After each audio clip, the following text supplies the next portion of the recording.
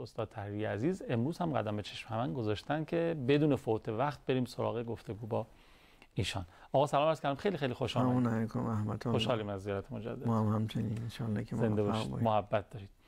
ما محضر استاد تحریری عزیز بحث کلیمون اخلاق هست، عمدتاً در حوزه مسائل اجتماعی و مباحث مربوط به نصیحت رو که خیلی هم کاربردی و دقیق بود. انصافاً نکاتیش رو من نشنیده بودم، از استاد آموختیم و حالا این نوبت ببینیم چی برامون در نظر گرفتن. سراپا در گوش. بسم الله الرحمن الرحیم. الحمد لله رب العالمین و صلی الله علی محمد و آله الطاهرین و لعنت الله علی اعدائهم اجمعین. یا ایها الذین آمنوا لا یسخر قوم من قوم. بحث ما در رابطه با مسائل اخلاقی از دیدگاه قرآن و سنت است که به نظر میرسه بیشترین وظایفی را که اسلام به آن توجه داده، بعد از اون وظایف اهم که ارتباط بندگی با خدای متعال برقرار کردنه، مراعات وظایف اجتماعی که خواستن مؤمنان در روابط گوناگون اجتماعی، در برخوردهای مختلف با افراد، اون جایگاه افراد رو ما بشناسیم و اون جایگاه رو مراعات بکنیم تا زندگی یک زندگی به هر حال ایمانی باشه، یک زندگی نورانی باشه. چون اگر زندگی در پرتو دستورات شرع مقدس باشه، اون حیات طیبه رو انسان داره دنبالش میره و محققش میکنه که خدای متعال وعده داده من عمل صالحا منکم من ذکر او انثی و هو مؤمن فلنحیینه حیاتا طیبه ولنجزینهم اجرهم باحسن ما کانوا یعملون. هر کس از مؤمنان، چه زن باشه چه مرد، فرقی نمیکنه، در بعضی از مسائل زن و مرد در راستای هم هستن. گاهی بعضی از زنان پیش قدم تر هستن در خیرات نسبت به مردان، گاهی نه بیشتر اوقات. الان اینجوریه. ما قرآن کریم اینو بیان میکنه که زن فرعون رو مثل برای مؤمنان معرفی میکنه. خب یعنی مؤمنان باید این مثل رو نمونه کار خودشون قرار بدن. الان خدا شاهده، من هرچی فکر میکنم هر جایی که توی مثلا اعتکاف، توی مراسم مذهبیه، توی جای کار خیریه دست به دست هم دادن میخوان انجام بدن، میری میبینی عمدتاً خانومان ماشاءالله خوب پیش قدمه. بله، صفای باطنی دارن و خب وقتی که راهنمایی بشن اون رو میپذیرن. جهتش همینه. خب این شروع زندگی حیات طیبه از همین جاست و نمودش در عالم هر حال برزخ و قیامته. لذا که از اون وظایفی که ما داریم در روابط با بزرگسالانه که فرمودن توجه داشته باشیم که اینها در جامعه، در روابط خانوادگی چه جایگاهی دارن. البته خب ممکن است پدر و مادر باشه، عمو باشه، خویشاوند باشه، هر یک از این عناوین آبری باشه کنار. بله، هر یک از این عناوین یه جایگاه خاصی داره. پدر، مادر که وظایفش آمده، ما هم تو این برنامه ها تا مقداری اینا رو مطرح کردیم و دیگران هم مطرح میکنن. اما این عنوان بزرگ سالی عنوان عامه که اگر با پدر و مادر باشه وظایف بیشتری رو بر عهده انسان میذاره که حالا از سفارشات امام سجاد علیه السلام در این رابطه به طور خاص عرض میکنیم. میفهمم. و گاهی به طور خاص نبی اکرم صلوات الله علیه و آله حتی بزرگسالان از دشمن رو که اگر انسان لشکر اسلام به اونها دسترسی پیدا میکنه و کاری به هر حال نمیتونه انجام بده، یک خصومت خاصی رو ابراز بکنه، اما تو اون جو قرار گرفته دیگه. فرمودن که پیر فرتوت رو نکشید. تا این حد خواستن شخصیتی برای انسان قائل بشن در سنین مختلف. این هم یکی از به هر حال دستورات.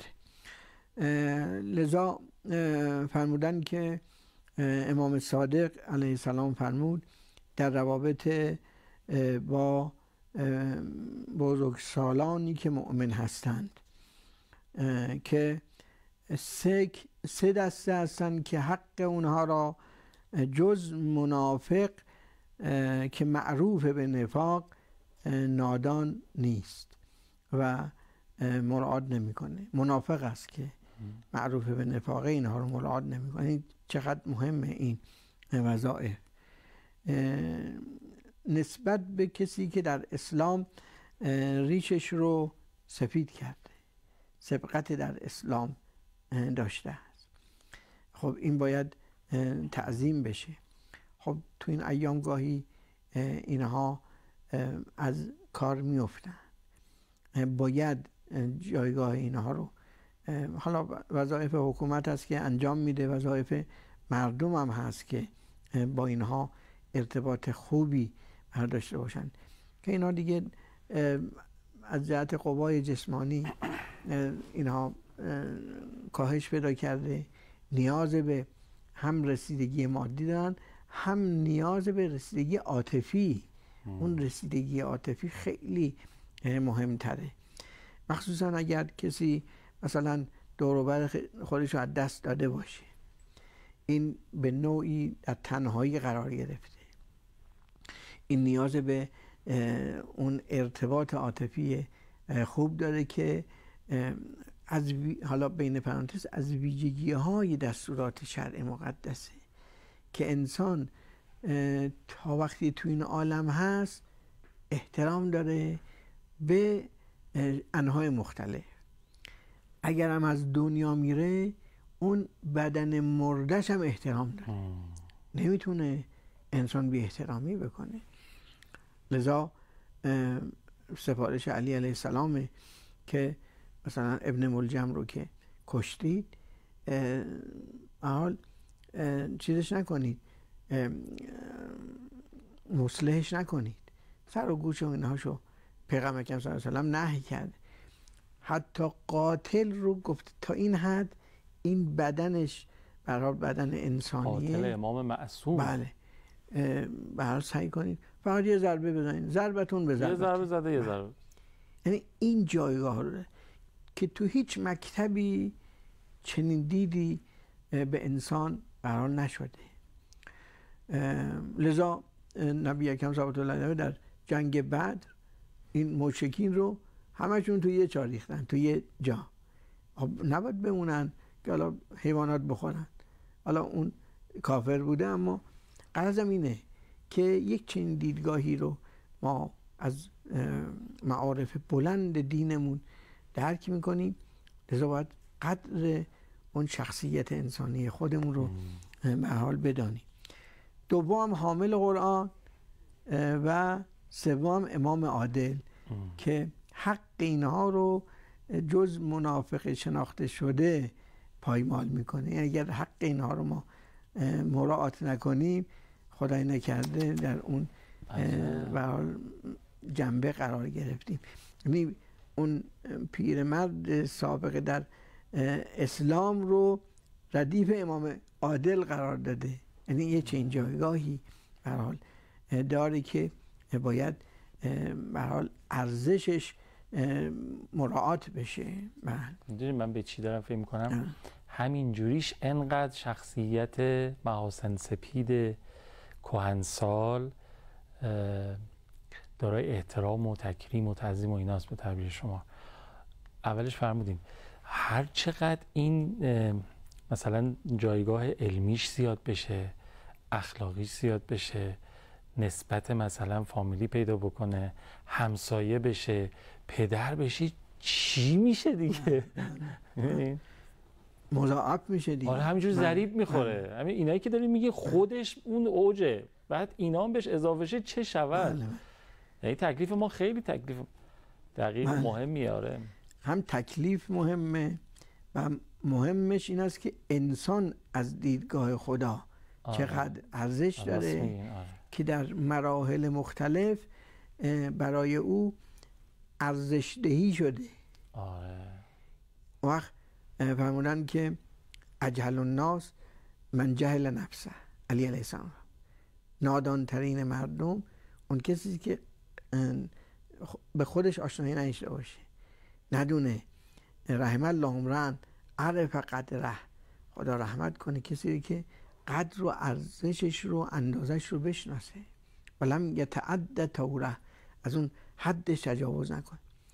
یعنی اون جایگاه انسانی انسان که خدا خلیفه خودش قرار داده، این رو ما بشناسیم. در برابر اون قادر متعال گستاخی نکنی.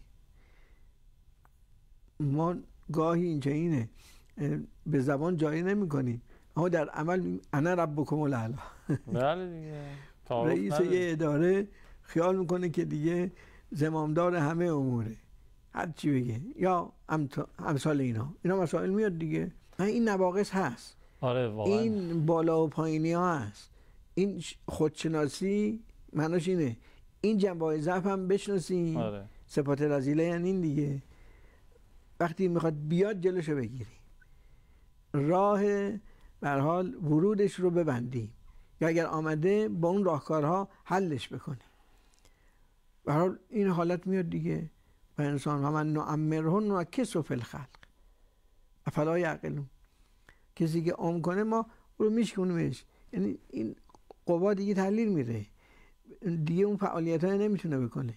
خب منی که با چنین کسی مواجه میشم باید توجه داشته باشم اگر به هر حال عمری باقی باشه به اون حد میرسم. لذا فرمودن کما تدین تدان، اونطوری که جزا بدی جزا داده میشوی. این از قوانین مسلم عالم است، از سنن قطعی خدای متعال. همچنان در حیرتم از این بابت که میگم حالا اون وجه قضیه، این طرف قضیه هم خیلی مسئولیت آوره. هر چقدر این جایگاه رو متوجه میشیم که چقدر، تا حالا من خودم رو شخصا عرض میکنم که نسبت به آدم‌های پیرامونی که حالا در سنین کهنسالی هستن چقدر غافل بودیم. حالا اون ضریب ها هم بخوره که مثلا پدر باشه، همسایه باشه، فامیل باشه، عالم باشه، مثلا توی هیئتی یه مسجدی نشستی یه پیری وارد میشه که از قضای این پیر عالم دینت هم هست، مثلا فرمودن آقا یک کلمه من یاد من بنده خودش. حالا این الان اصلا خیلی باید بیش از پیش تکریم کنیم، احترام کنیم بزرگترامون رو. انشالله خدا توفیق بده این کار بتونیم انجام بدیم. اجازه هست بریم برگردیم؟ اگه شما اجازه بدید. مخلص شما هستیم. بفرمایید. خوش اللهم صل علی محمد و آل محمد و عجل فرجهم. 6-7 دقیقه تا پایان، بیشتر فرصت نداریم. در خدمت. آیه ای که تلاوت شد در اول بحث الانم قرائت شد. بله، این آیه در روابط بین مؤمنان، منتها به این جهت ما انتخاب کردیم که گاهی که به صورت طبیعی غلبه هواهای نفسانی انسان با یه پیرمردی قد خمیده ای امثال اینها مواجه میشه، یه دفعه مخصوصا جوانها یه وقت مسخره نکنه. بله، این آیه در رابطه با مسخره کردنه یا به انواع مختلف تا تو اینجا هم پیش میاد که اگر ما جایگاه شخص رو اونطور که دستور دادن، حالا میخونیم عرض میکنم به طور فهرستوار، اینا روایتی که خوندم عظمت مراعات صاحب به هر حال سن بالا در اصل کهنسال و اینهاست.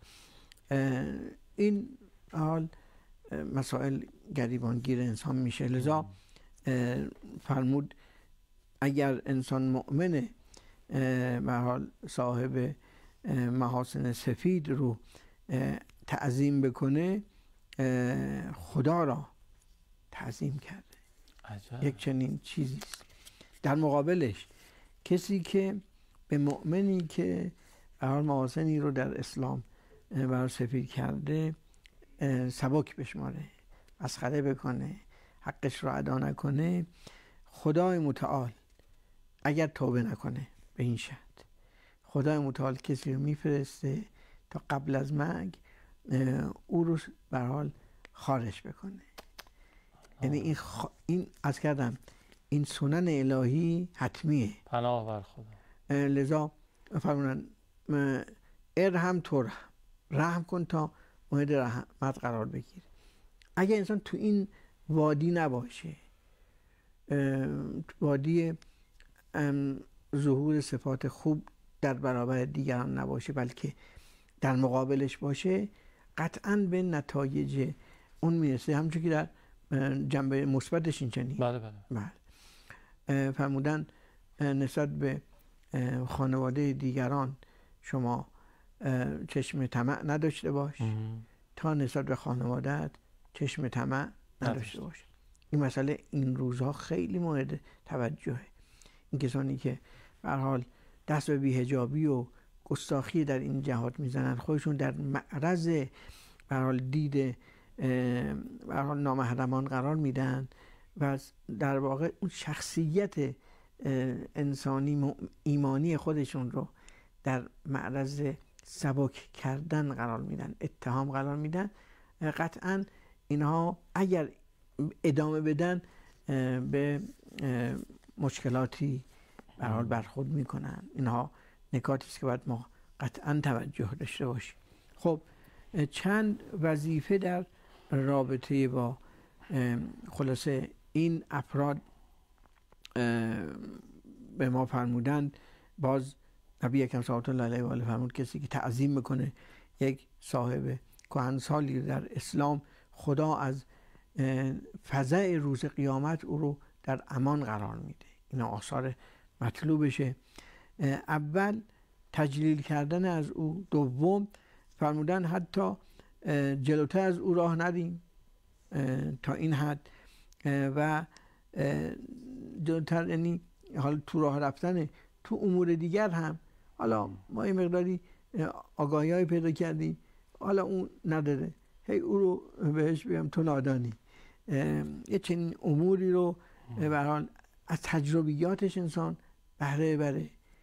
گاهی فرمودن از تجربه فوق العلم. عالم اون کسی است که از تجربیات دیگر، از علوم دیگر استفاده بکنه.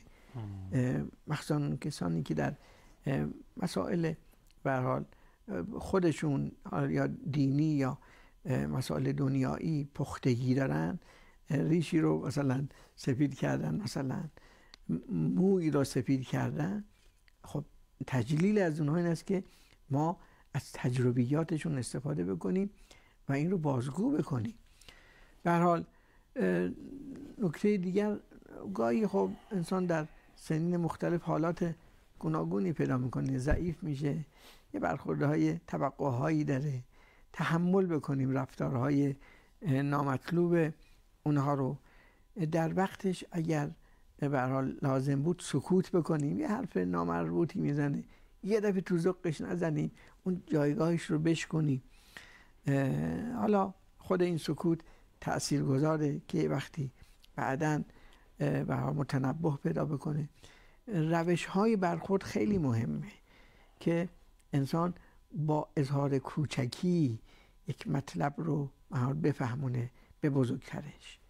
این خیلی تاثیرگذارتره تا اینکه انسان به هر حال یک برخورد نامطلوبی به هر حال داشته باشه. یه نکته بگم، به نظرم میاد اون کسی که داره این کارا رو میکنه در راستای احترام و تکریم یک بزرگتر، یه جورایی انگار داره خودش رو احترام میکنه، یعنی خودش رو بزرگ جلوه میده، خودش عزیز میشه.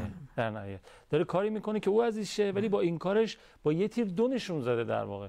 یعنی تو اجتماع کسی که اینجوری برخورد میکنه، این در واقع معیارایی که شما فرمودید عزیز داشته میشه. همین میگن بابا این عجب آدم مؤدبی، عجب آدم با کلاسی، عجب آدم فهمیده. و این هم اون کمال خودش رو نشون بده و هم دیگران رو صاحب کمال میکنه. آره دیگه. این کمال رشد پیدا میکنه. و نکته آخر این که اگر یه وقت نپذیرفت یه مطلبی رو، خیلی انسان دیگه سر به سر نذاره دیگه، چون اینا در سنینی هستن که نمیشه که به هر حال یک مطلب حقی رو به اونها قبولاند. این هم خودش یکی از جنبه های اکرام دیگه. حالا اگر عنادی نداشته باشه قطعا خدای متعال او رو راهنماییش میکنه. اما اگر عنادی داشته باشه، جوانم باشه، نخواد حق رو بپذیره، به حق نمیرسه.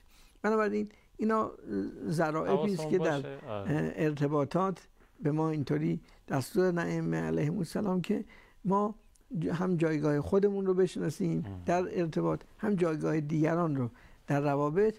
هر چیزی رو به اندازه خودش ما هر عملی رو انجام بدیم، هر گفتاری رو به اندازه خودش داشته باشیم، که گاهی گفتن حکمت رو ضایع نکن در جایی که مناسب نیست. یعنی باید خود حکمت رو هم ارزشش رو قائل بشیم دیگه.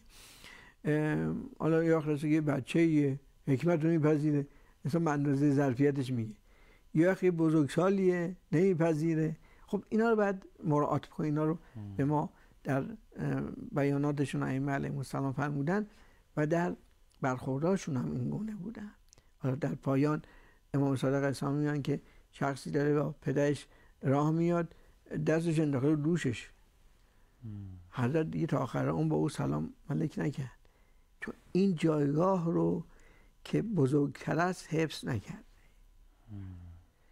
انشالله که خدای متعال به ما توفیق بده این آداب و ظرافت رو درک بکنیم و اینها رو به کار ببندیم تا انشالله در هر حیطه‌ای که هستیم اون حیطه سالمی باشه. الهی آمین به دعای شما. یه ذره این اواخر یه ذره نگران هستن پدر مادرها و بزرگسالا، بعضی رفتارها از نوجوانا و جوونا سر میزنه که شاید در این چارچوبی که تا حالا راجعش صحبت می‌کردیم نگنجه. یا مثلا حالا بچه باباش رو به اسم کوچیک صدا می‌کنه. این روایت که فرمودین من یاد این موضوع انداخت. به اسم کوچیک صدا می‌کنه، میگه مثلا حالا باید رفیق باشیم فلان. یا توی اتوبوس، مترو بعضن می‌بینیم یه پیرمردی یا خانم کهنسالی ایستاده یا میانسالی بچه نشسته. یا قدیم کمتر می‌دیدیم، الان یه وقتایی می‌بینیم یه ذره نگران میشیم. حالا خدا کنه به برکت راهنمایی شما و مثل شما فرهنگ سازی‌هایی که میشه و اینها پدر مادرها دیگران دوباره در واقع یعنی شاهد این داستان نباشیم. بخشش هم برمیگرده باز به همون شیطنتایی که توی فضای مجازی داره میشه، یعنی اون قطب شکنی‌ها و فضاهایی که دارن میسازن متاسفانه. بنابر خدا. آقا خیلی ممنونم، خیلی استفاده کردیم. اجرتون به حضرت سجاد سلام الله علیه. خیلی ممنونم که تا پایان برنامه خودتون رو تماشا کردید. مراقب